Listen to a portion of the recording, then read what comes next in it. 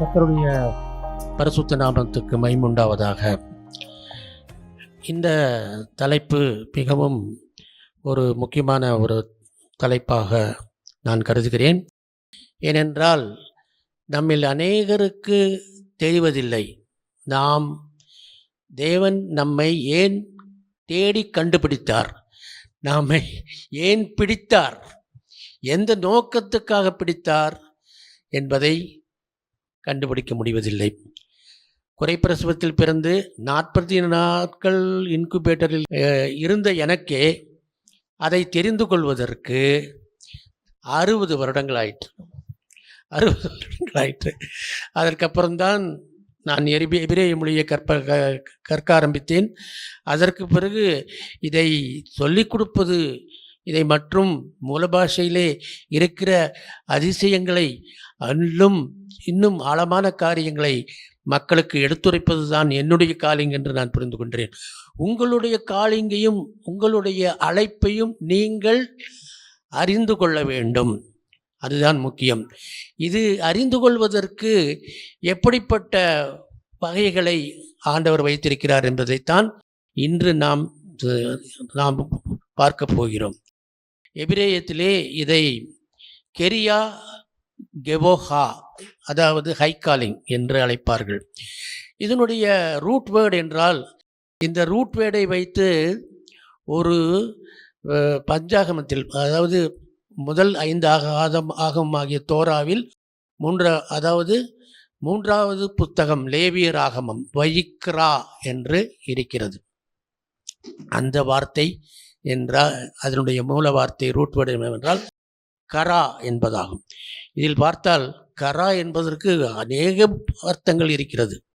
To call out, to cry and to proclaim, to read, recite the word of God போன்ற மிக அதிகமான வார்த்தைகள், மிக அதிகமான அர்த்தங்கள் உண்டு என்று நாம் அழைக்கிறோம். தேவன் எந்தெந்த வடிவங்களெல்லாம் நம்மை அழைத்திருக்கிறார் என்பதை நாம் தெரிந்து கொள்ள வேண்டும். ஏனென்றால் ஒரு காரியமும் முக்கியமானது. ஒருவருக்கு தரிசனத்தின் மூலமாக அழைப்பார், மற்றொருவரை வார்த்தையின் மூலமாக சந்திப்பார், தேவ வசனத்தின் மூலமாக சந்திப்பார். ஒருத்தரை சொப்பனத்தின் மூலமாக உணர்த்துவார், அவர்கள் அழைப்பு இதுதான் என்று உணர்த்துவார். சிலருக்கு அமர்ந்த மெல்லிய குரலில் கூட பேசுவார். அது சில பேருக்கு அவர் தங்களுடைய அடையாளத்தை அறிந்து கொள்ளச் செய்வார், ஐடென்டிட்டி என்று சொல்வார்கள். இப்பொழுது நாம் தரிசனம் என்ற ஒரு காரியத்தை பார்ப்போம். அதற்கு நாம் வாசிக்க வேண்டிய வேத பகுதி யாத்ராகமம் 3:4. அவன் பார்க்கும்படி கிட்டு வருகிறதை கர்த்தர் கண்டார். முட்செடியின் நடுவிலிருந்து தேவன் அவனை நோக்கி, மோசே மோசே என்று கூப்பிட்டார். அவன், இதோ அடியேன் என்றான். இப்பொழுது பார்த்தீர்கள் என்றால் ஒரு தரிசனத்தின் மூலமாக கூப்பிட்டார். ஏனென்றால் 40 வருடங்கள் தன்னுடைய வாழ்க்கையிலே அவர் 40 வருடங்கள் அரண்மனையிலும் 40 வருடங்கள் வனாந்திரத்திலும் கழித்த பிறகு அவர் கூப்பிடுகிறார். கூப்பிடும்போது அவருக்கு தரிசனத்தை உண்டாக்கினால்தான், ஒரு அற்புதமான ஒரு காரியத்தை முன்வைத்தால்தான் தான் அழைப்பு புரியும் என்று நினைத்தார் போலும். அப்படி தரிசனத்தில் அவரை அழைத்தார். ஆனால் இப்படிப்பட்ட அழைப்பு நம்மில் 100% மனிதராகவும் 100% தேவனாகவும் இருந்த இயேசுவுக்கும் கூட தேவைப்பட்டது என்பதை நாம் அறிவோம். அது பாருங்கள், இந்த வார்த்தையின் மூலமாகத்தான் இயேசுவை கூட அவர் குழந்தையாக இருக்கும் போதே அவரை அடையாளப்படுத்தினார். அதை நாம் பார்ப்போம். லூக்கா சுவிசேஷம் 2ஆம் அதிகாரம் 30-31 வசனங்களை வாசியுங்கள். புறஜாதிகளுக்கு பிரகாசிக்கிற ஒளியாகவும் உம்முடைய ஜனமாகிய இஸ்ரவேலுக்கு மகிமையாகவும் தேவரீர் சகல ஜனங்களுக்கு முன்பாக ஆயத்தம் பண்ணின இரட்சண்யத்தை என் கண்கள் கண்டது என்று சொல்கிறார். அந்த இரட்சண்யம் என்பது அவர்தான் என்பது அன்றைக்கு உலகத்துக்கு அறிவிக்கப்பட்டது. இரட்சண்யம் அவர்தான் என்பது உலகத்துக்கு அறிவிக்கப்பட்டது. அதன் மூலமாக அடுத்த ஒரு காரியம் என்னவென்றால் சொப்பனம். சொப்பனம் வந்து அரிதாகத்தான் நல்ல சொப்பனத்தையும் நம்ம பார்க்க முடியும். சில சமயத்தில் நம்மளை வந்து கன்ஃபியூஸ் பண்ணுற மாதிரி சொப்பனங்கள் தான் நமக்கு நிறைய வரும். பார்த்துருக்கீங்கன்னா, இன்னைக்கு கூட ஒரு சொப்பனம் இரவில் வந்தது, அது என்ன என்று ஞாபகத்தில் கூட இல்லை. அப்படி அல்ல. ஆனால் யோசேப்பு என்ற தேவனால் தெரிந்திருக்கப்பட்ட ஒரு மனிதனுக்கு சொப்பனத்தின் மூலம் ஆண்டவர் பேசினார். என்னென்றால், ஆழப்பிறந்தவன் நீ என்று.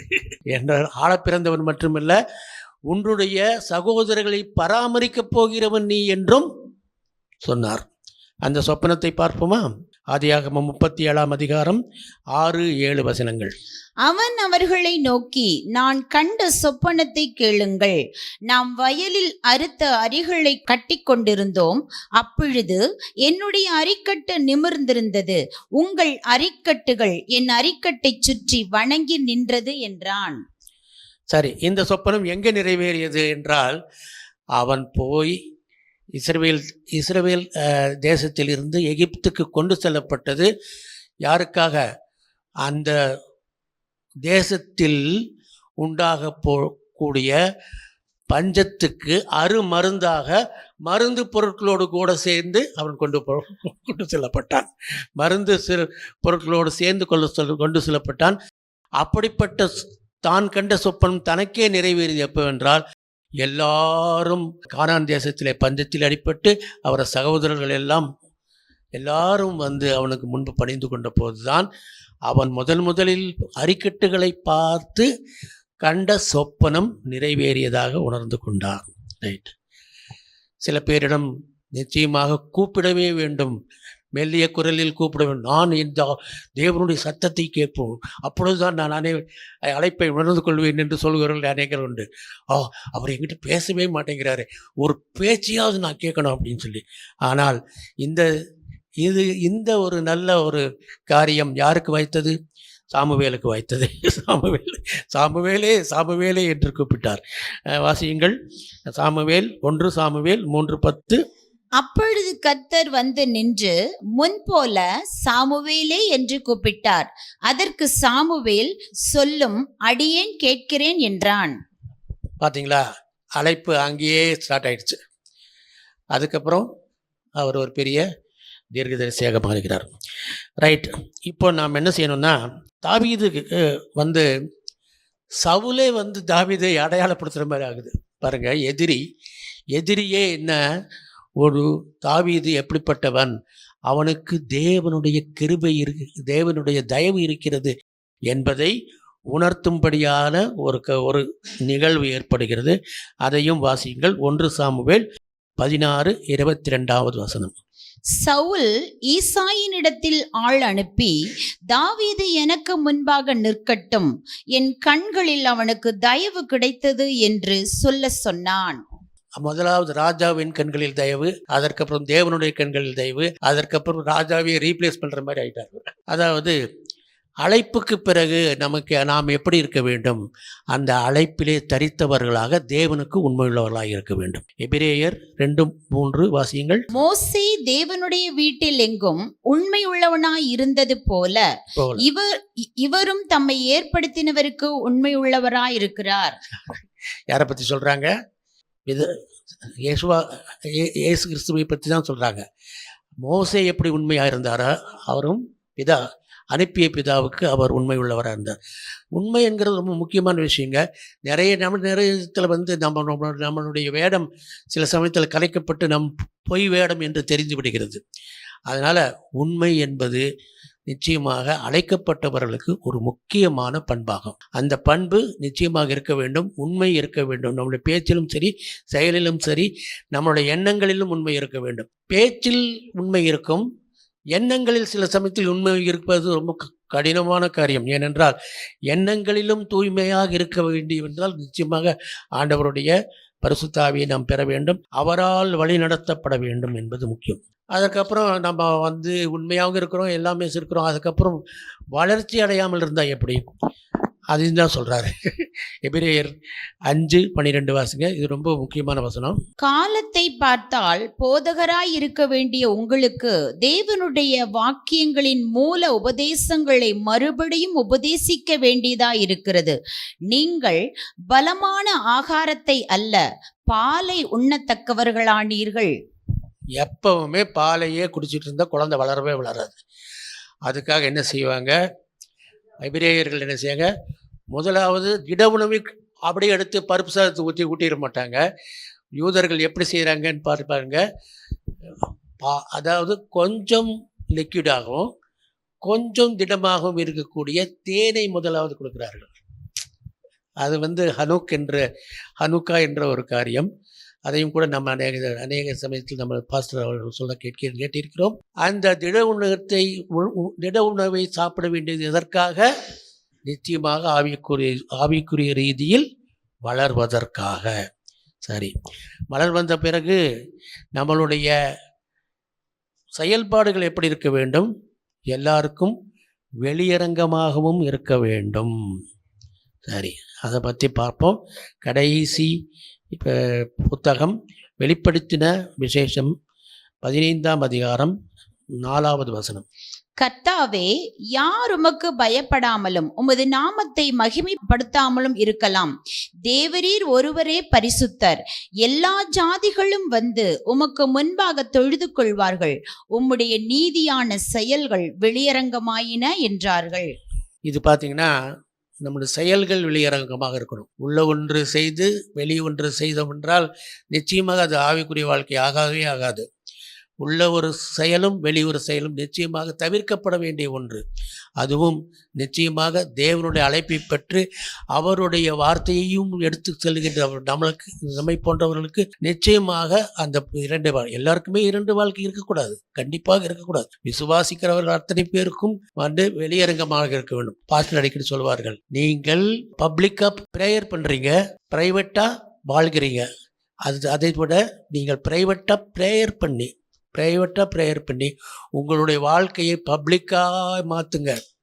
ரொம்ப முக்கியம். அது வாழ்க்கையை பப்ளிக்காக மாற்ற வேண்டியது ரொம்ப முக்கியம். பப்ளிசிட்டி வாழ்க்கை இருக்கணும். இவன் உள்ளேயும் வெளியும் ஒரே மாதிரி உள்ளவன் என்பது தெரியவன். சரி, இதுக்கெல்லாம் சரி, கடைசியில் ஒரு இலக்கு ஒன்று இருக்கிறது. அதுதான் பரம அழைப்பின் பந்தய பொருள். அதுதான் இழைப்பு, அதுதான் கோல் என்பது பிலிப்பியர் 3:14 சொல்லப்பட்டுள்ளது. கிறிஸ்து இயேசுவுக்குள் தேவன் அழைத்த பரம அழைப்பின் பந்தய பொருளுக்காக லக்கை நோக்கி தொடருகிறேன். அந்த இலக்கு கோல் தெரிஞ்சிருச்சு, அதை நோக்கி தொடர்ந்து கொண்டிருக்கிறேன். மற்ற எதுவும் நம்மை அவரை பாதிப்பது அல்ல. அது போன்ற நம்மையும் மற்ற எதுவும் பாதிக்கக்கூடாது என்பதுதான் முக்கியம். சரி, இதையெல்லாம் போன கடைசியில் இதெல்லாம் செஞ்ச ஆண்டவருக்காக வாழ்ந்த ஆண்டவருக்காக எனக்கு என்ன கிடைக்கும்? இந்த ஒரு கேள்வி சீசர்களுக்கு ஏற்பட்டது. எல்லாத்தையும் விட்டு உம்மை பின்தொடர்ந்து வந்தோமே, நாங்கள் எங்களுக்கு என்ன கிடைக்கும்? இது மிகப்பெரிய கேள்விங்க.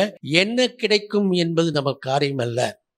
நமக்கு என்ன ஆயத்தப்படுத்தி வைத்திருப்பார் என்பது அவருக்கு தெரியும். என்ன கிடைக்கும், நம்முடைய மறுமை எப்படி இருக்கிறது, இப்படிப்பட்ட ஆராய்ச்சிகளில் இறங்காமல் இம்மைக்கு உள்ள காரியங்களில் நாம் நல்ல நடக்கை உள்ளவர்களாக இருந்து கொள்ள வேண்டியது மட்டுமே முக்கியமானது.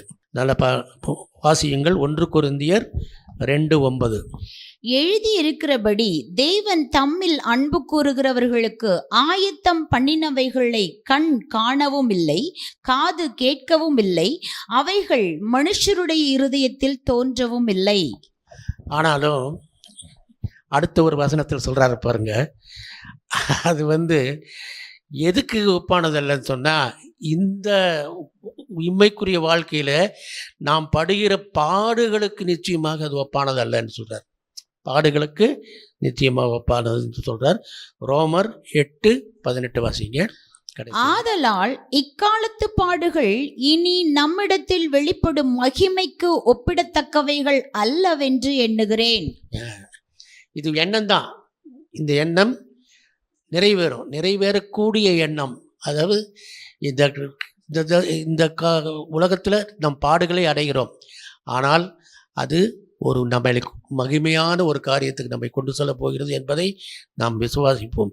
ஆகவே மகிமை என்பது நிச்சயமாக மறுமையில் நிச்சயமாக வெளிப்படக்கூடியது என்று சொல்லி முடிக்கிறேன்.